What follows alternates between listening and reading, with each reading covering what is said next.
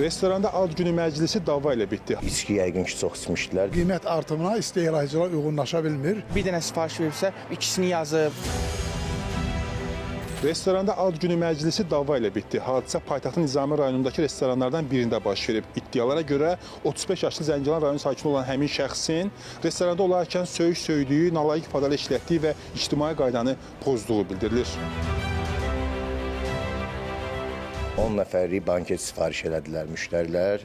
Hər şey yaxşı, əla, super yedilər, içdilər. Ən sonunda hesab verilən vaxtı içki yəqin ki, çox içmişdilər. Dedilər ki, hesab vermirik. Hesabı niyə vermirsiniz? Belədir, vermirik. Vermirik, biraz qışqır bağır. Görüblər ki, hesab ala bilmirlər, məcbur daxili orqanlara zəng elib şikayət ediblər ki, müştəri dava edir ki, hesabı vermirik. Polisə tabesizlik olub eşitdiyimə görə. Belə bir məlumat vardı ki, həmin o müştəri, həmin şəxs burada söyüş söyüb, yüksək səslə. O məlumatı bilmirəm, mənim xəbərim yoxdur. Burada söyüş söyülməyib. Burada mən özüm olmamışam. İddia olunur ki, iş üzrə izahat verən həmin şəxs bildirib ki, hər şey hesabın artıq olmasına görə baş verir və bundan sonra ara qarışıb. Qiymət artımı istehlakçıların narazılığına səbəb olur və tez-tez restoran xidmətindən istifadə edən istehlakçılarla restoran sahibləri arasında münaqişələr baş verir. Ona görə də restoran sahibləri istehlakçılarla, xidmətdən istifadə edənlərlə öncədən malların, yeməklərin, xidmətin qiyməti hamısı göstərilməlidir menyuda. Bəzən yanlışlıqlar olur restoranlarda, bəzi müştərilərlə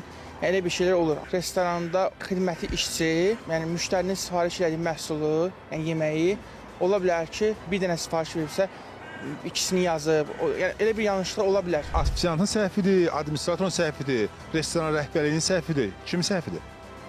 Adamın səhvi ki, ora gedib. Həmin şəxs izahatda qeyd edib ki, hesab çox böyük gəldi və mübahisə buna görə baş verdi. Həmin masanın bizdə hesabı var, bu dəqiqədə çekdə var.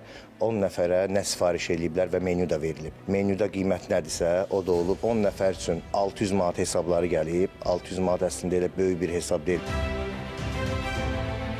Qeyd edim ki, həmin şəxs barəsində xırda xuliqanlıq və polisin qanunu tələbinə tabe olmama maddəsi ilə ittiham elan olunub və məhkəmənin qərarı ilə 10 gün müddətinə inzibati qaydada həbs olunub.